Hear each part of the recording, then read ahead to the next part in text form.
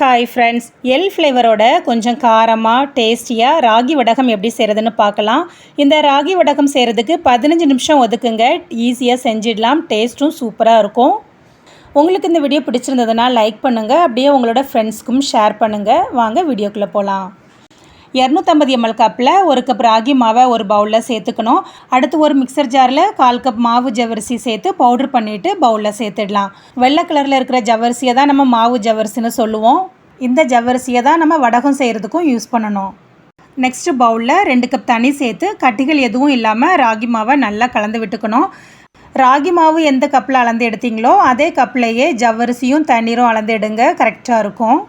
அடுத்து ஒரு மிக்சர் ஜாரில் 2 மிளகாய், 1 துண்டு இஞ்சி, 1 டீஸ்பூன் உப்பு சேர்த்து கொரகொரப்பாக அரைச்சி எடுத்துக்கணும். நெக்ஸ்ட்டு ஒரு கடாயில் 7 கப் தண்ணீர் சேர்த்து ஸ்டவ்வில் வச்சிடணும்.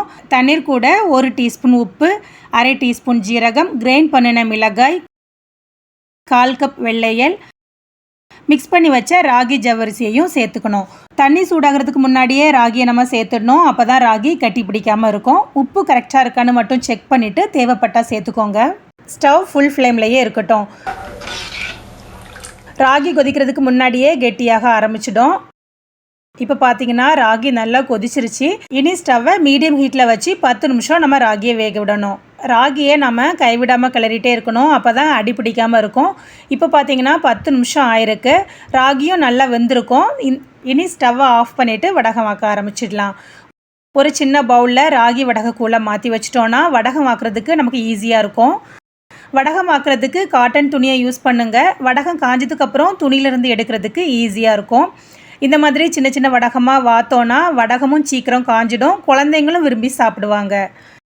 காய்ச்சின ராகி எல்லாத்தையுமே வடகமாக வாத்து எடுத்துட்டோம்.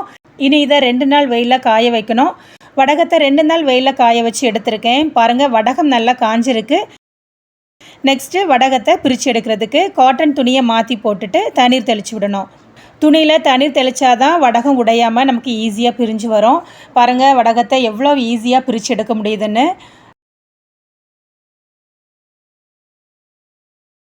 ராகி வடகம் எல்லாத்தையுமே பிரித்து எடுத்துட்டோம். பிரித்து எடுத்த வடகத்தை எல்லாத்தையுமே காட்டன் துணியில் கொட்டி இன்னும் 2 நாள் வெயிலில் காய விடணும்.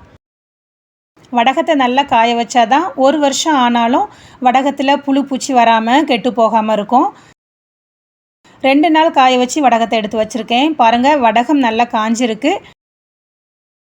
வடகம் இந்த மாதிரி உடையணும். அப்போ தான் சரியான பக்குவத்தில் காஞ்சிருக்குன்னு அர்த்தம். தேவைப்படும் போது ஒரு கடாயில் எண்ணெய் சேர்த்துட்டு எண்ணெய் சூடானதும் வடகத்தை போட்டு பொரிக்க ஆரம்பிச்சிடலாம்.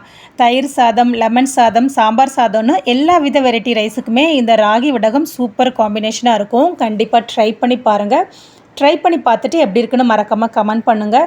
உங்களுக்கு இந்த வீடியோ பிடிச்சிருந்ததுன்னா லைக் பண்ணுங்கள். அப்படியே உங்களோட ஃப்ரெண்ட்ஸ்க்கும் ஷேர் பண்ணுங்கள். தேங்க்யூ.